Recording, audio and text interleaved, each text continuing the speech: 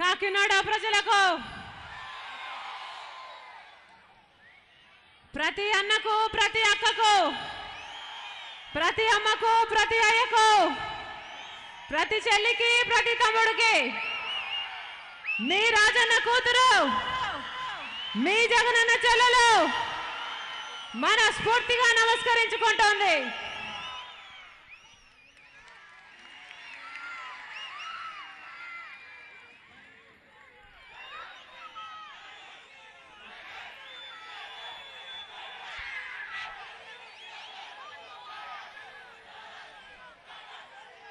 రాజశేఖర రెడ్డి గారు ఆంధ్ర రాష్ట్రానికి 5 సంవత్సరాలు ముఖ్యమంత్రిగా ఉన్నారు.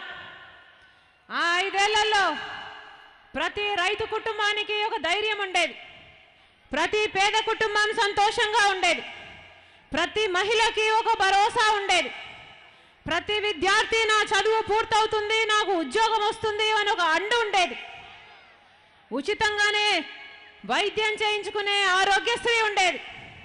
కోయ్ కోయ్ కోయ్ కోయ్ కోయ్ అని ఫోన్ చేస్తే 20 నిమిషాల్లో ప్రత్యక్షమయ్యే 108 ఉండేది. ప్రతి ఎకరాకు నీళ్ళు ఇవ్వాలని శ్రమించాడు, ప్రతి పేదవాడికి ఒక పక్క ఇల్లుండాలని ఆశపడ్డాడు. 5 సంవత్సరాలు ముఖ్యమంత్రిగా ఉంటే ఆ 5 ఏళ్లలో ఏ ఒక్కరోజు ఒక్క రూపాయి ఏ ఛార్జీ పెంచకుండానే, ఒక్క రూపాయి ఏ పన్ను పెంచకుండానే అన్ని సంక్షేమ అభివృద్ధి కార్యక్రమాలను అద్భుతంగా చేసి చూపించిన రికార్డు ముఖ్యమంత్రి రాజశేఖర రెడ్డి గారు.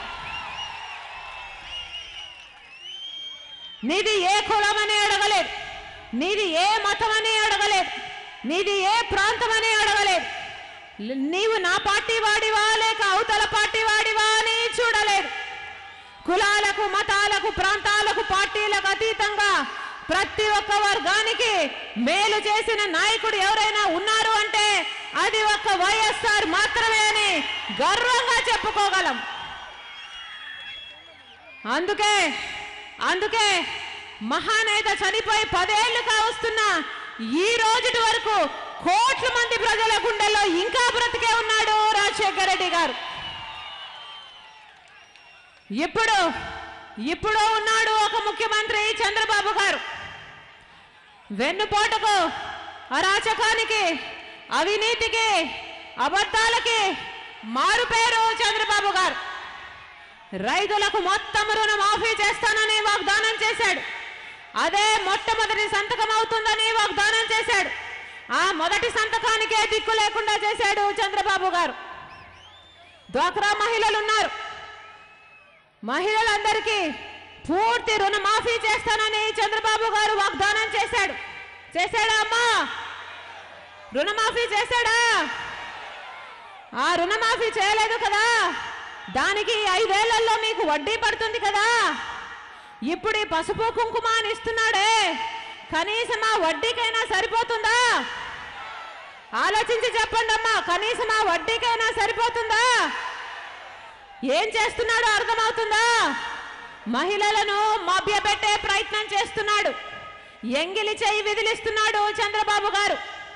మొత్తం డ్వాక్రా మహిళలకు రుణమాఫీ చేస్తానన్నది వాగ్దానం. ఒక్క రూపాయి రుణమాఫీ చేయకుండా మహిళలందరినీ వంచన చేశాడు చంద్రబాబు గారు. ఇప్పుడేమో నేను మీ అన్నను, నన్ను గెలిపించుకోవాల్సిన బాధ్యత మీదే అని చెప్పుకొని తిరుగుతున్నాడు ఈ దొంగబాబు. నమ్ముతారా? వనజాక్షి అని మహిళా ఎంఆర్ఓ స్థానిక ఎమ్మెల్యే చింతమనేని అక్రమంగా ఇసుక రవాణా చేస్తున్నాడని అడ్డుకుందని జుట్టు పట్టుకొని రోడ్డు మీద ఈడ్చుకుంటూ వెళ్ళాడు ఆ దరిద్రపు ఎమ్మెల్యే. ఏం చేశాడు చంద్రబాబు గారు? ఏమీ చేయలేదు. మళ్ళీ అదే మనిషికి ఇప్పుడు ఎమ్మెల్యే టికెట్ ఇచ్చాడు. అప్పుడు చంద్రబాబు గారిలోని అన్న చచ్చిపోయాడా? వనజాక్షి రిషితేశ్వరి అని గుంటూరులో పాపం యువతి, బాబురావు అని తెలుగుదేశం మనిషి హింసిస్తున్నాడని ఆత్మహత్య చేసుకుంది. ఏం చేశాడు చంద్రబాబు గారు? ఏమీ చేయలేదు. ఆ పాప చచ్చిపోయినప్పుడు అప్పుడు ఈయనలోని అన్న చచ్చిపోయాడా? పాపం ఎంతమంది మహిళలు మధ్యాహ్న భోజనం చేసే మహిళలు వాళ్ళ ఉద్యోగాలు తీసి ఏజెన్సీకి ఇస్తానని చంద్రబాబు గారు అంటే పాపం వాళ్ళందరూ ఆందోళనలు చేశారు. వాళ్ళని లాఠీలతో కొట్టించాడు చంద్రబాబు గారు. అప్పుడు చంద్రబాబు గారిలో నన్ను చచ్చిపోయాడా, ఇప్పుడేమో అన్నా అని చెప్పుకొని తిరుగుతున్నాడు. ఎవరైనా నమ్ముతారా? అక్క మీరు నమ్ముతారా? ఇలాంటి అన్న ఉంటే అంతకంటే దురదృష్ట వాళ్ళు ఇంకొకరు ఉండరు. విద్యార్థులకు పూర్తి ఫీజు రీయింబర్స్మెంట్ చేస్తానన్నాడు. ఇస్తున్నాడా తమ్మి? లేదు. ఎంతమంది తల్లిదండ్రులు అప్పుల పాలైపోతున్నారని ఎంతమంది విద్యార్థులు ఈరోజు చదువులు మానేస్తున్నారు. ఆరోగ్యశ్రీ లిస్టులో నుంచి కార్పొరేట్ ఆసుపత్రులని తొలగించేశారు. ఇప్పుడు పేదవాడికి జబ్బు వస్తే కార్పొరేట్ ఆసుపత్రికి కాకుండా గవర్నమెంట్ ఆసుపత్రికే వెళ్ళాలట. చంద్రబాబు గారికో ఆయన కుటుంబంలో వారికో జబ్బులు వస్తే ఎక్కడికి వెళ్తారు? గవర్నమెంట్ ఆసుపత్రికి వెళ్తారా? మీరు చూసారా? వాళ్ళేమో కార్పొరేట్ ఆసుపత్రికి వెళ్ళాలట, మామూలు ప్రజలేమో గవర్నమెంట్ ఆసుపత్రికి వెళ్ళాలట. ఇది అమానుషం కాదా? ముఖ్యమంత్రి హోదాలో ఉన్నవాడు తన ప్రజల గురించి ఇలాగైనా ఆలోచన చేసేది? పోలవరం ప్రాజెక్టు 15,000 కోట్ల ప్రాజెక్టుని 60,000 కోట్లకు తన కమిషన్ల కోసము పెంచేశాడు. నిజానికి కేంద్రం చేయాల్సిన ప్రాజెక్టు కేంద్రం చేస్తే ఈయనకు కమిషన్లు రావు కదా, ఇప్పించేసుకున్నాడు. ఈయనే చేస్తానన్నాడు. 3 ఏళ్లలో పూర్తి చేస్తానని వాగ్దానం చేశాడు పోలవరం ప్రాజెక్టు. ఈ చంద్రబాబు గారికి మాట మీద నిలబడే నైజం ఉండుంటే ఈ పాటికి పోలవరం పూర్తయిపోయేది కదా. అంటే ఈయనకి ఇచ్చిన మాట మీద నిలబడే నైజం లేనట్టే కదా. రాజధాని కట్టడానికి నాకు చాలా అనుభవం ఉంది, హైదరాబాద్ అంతా నేనే కట్టేశాను అని గొప్పలు చెప్పుకొని ప్రచారం చేసుకుని ముఖ్యమంత్రి అయ్యాడు. ఏం చేశాడు రాజధాని కోసం? ఒక్క పర్మనెంట్ బిల్డింగ్ అయినా కట్టాడా 5 ఏళ్లలో? ఒక్క ఫ్లైఓవర్ అయినా కట్టాడా 5 ఏళ్లలో? ఏమీ కట్టలేదు. కేంద్ర ప్రభుత్వం చెప్తుంది 2,500 కోట్ల రూపాయలు రాజధాని కోసం వాళ్ళు ఇచ్చారట. ఆ డబ్బంతా ఏమైనట్టు? ఆ డబ్బంతా చంద్రబాబు గారి బొజ్జలో ఉంది.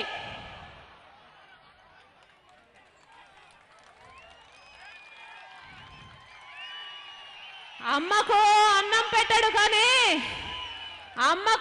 పెట్టడు కానీ పిన్నమ్మకు బంగారు గాజులు చేయిస్తానన్నాడట ఒకడు.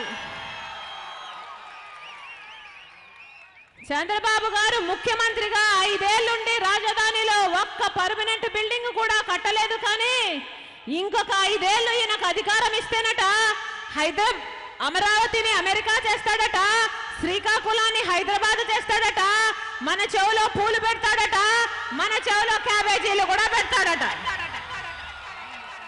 నమ్ముతారా? నిన్ను నమ్మం బాబు అని తేల్చి చెప్పండి. బాబు వస్తే జాబ్ వస్తుందన్నారు. ఎవరికి వచ్చింది? తమే నీకు వచ్చిందా? అన్న మీ కొడుకు వచ్చిందా? అమ్మ మీ కొడుకు వచ్చిందా? ఎవరికి వచ్చింది? బాబు వస్తే జాబ్ ఎవరికి వచ్చింది? చంద్రబాబు గారి కొడుకు లోకేష్ కు మాత్రమే వచ్చింది. 1 కాదు 2 కాదు, ఏకంగా 3 మంత్రి పదవులు ఇచ్చారు. 3 శాఖలకు మంత్రిని చేసి మన నెత్తిని కూర్చోబెట్టాడు చంద్రబాబు గారు. పోనీ ఈ పప్పు గారికి చాలా తెలివితేటలు ఉన్నాయా అనుకుంటే ఈ పప్పు గారికి కనీసము జయంతికి వర్ధంతికి కూడా తేడా తెలియదు.